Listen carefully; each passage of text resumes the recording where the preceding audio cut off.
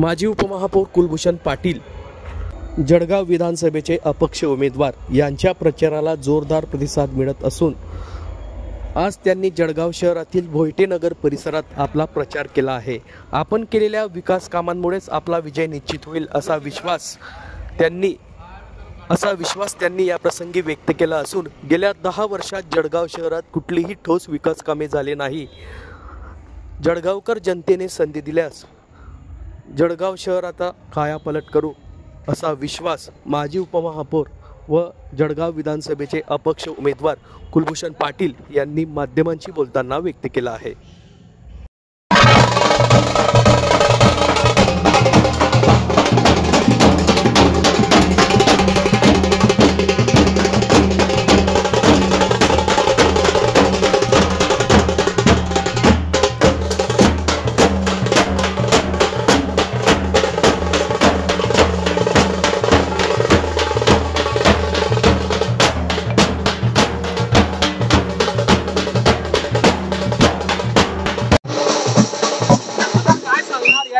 तुम्ही या ठिकाणी उमेदवारी करता आहात, प्रचार करता आहात, कसा प्रतिसाद मिळतोय?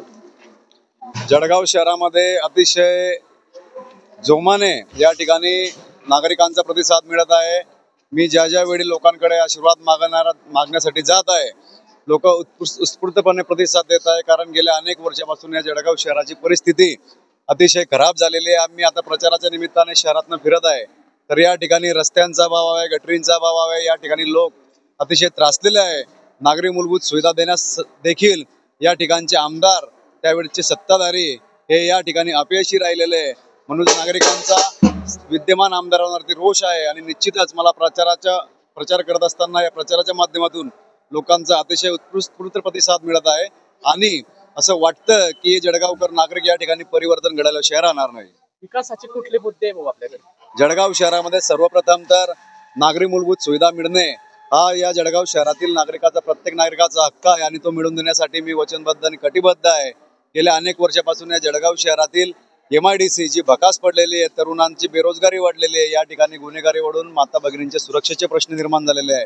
असे एक ना अनेक विषय या ठिकाणी जळगावकर नागरिकांना भेडसावत आहे आणि निश्चितच मी या ठिकाणी नागरिकांना भेटत असताना, या ठिकाणी त्यांचा आशीर्वाद मागत असताना त्यांनी या ठिकाणी ज्या अडचणी या ठिकाणी बोलून दाखवल्या, जो गेल्या अनेक वर्षापासून जळगाव शहराच्या विकासाचा अनुशेष आहे तो भरून काढण्यासाठी मी सर्वांच्या या ठिकाणच्या नागरिकांच्या आशीर्वादाने या ठिकाणी यशस्वी प्रयत्न करणार आहे आणि निश्चित या जळगाव शहराची नागरिक प्रत्येक घटक मला या ठिकाणी विधानसभेवर पाठवल्याशिवाय राहणार नाही असा देखील मला या ठिकाणी विश्वास आता वाटत आहे। शिवसेनेचे कट्टर शिवसैनिक होतात, पक्षाच्या उमेदवारांच्या बंडखोरी केल्याचा आपल्यावर आरोप। असं असतं, प्रत्येक पक्षाकडे इच्छुक उमेदवारांची संख्या असते, त्यामध्ये मी पण इच्छुक होतो, परंतु काही कारणास्तव मला या ठिकाणी उमेदवारी नाकारण्यात आली। परंतु मी न थांबता या ठिकाणी जळगावकरांचा, प्रत्येक नागरिकाचा, माता भगिनींचा, तरुणांचा, ज्येष्ठ श्रेष्ठांचा, यांचा सर्वांचा एक उमेदवार म्हणून या ठिकाणी माझी उमेदवारी दाखल केलेली आहे आणि निश्चितच तुम्ही जर बघत असाल तर या ठिकाणी माझ्या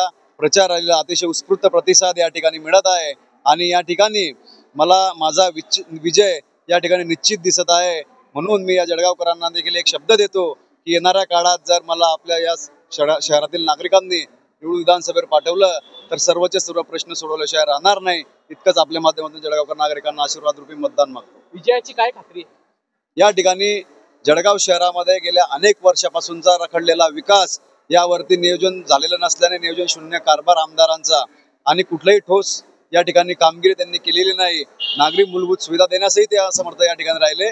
माझा अजेंडाच मुख्य या जळगाव शहरातील नागरिकांना मूलभूत सुख सुविधा पुरवणे, जळगाव शहरातील सर्व तरुणांचे, माता भगिनींचे, ज्येष्ठ श्रेष्ठांचे प्रश्न सोडवणे हा असल्यामुळे मी फक्त या ठिकाणी विकास कामांच्या मुद्द्यावरती या ठिकाणी मतदान मागत आहे आणि निश्चितच या ठिकाणी जळगावकर नागरिकांना या गोष्टीची मी शाश्वता देत आहे, शाश्वत विकासाची या ठिकाणी मी त्यांना वचन देत आहे।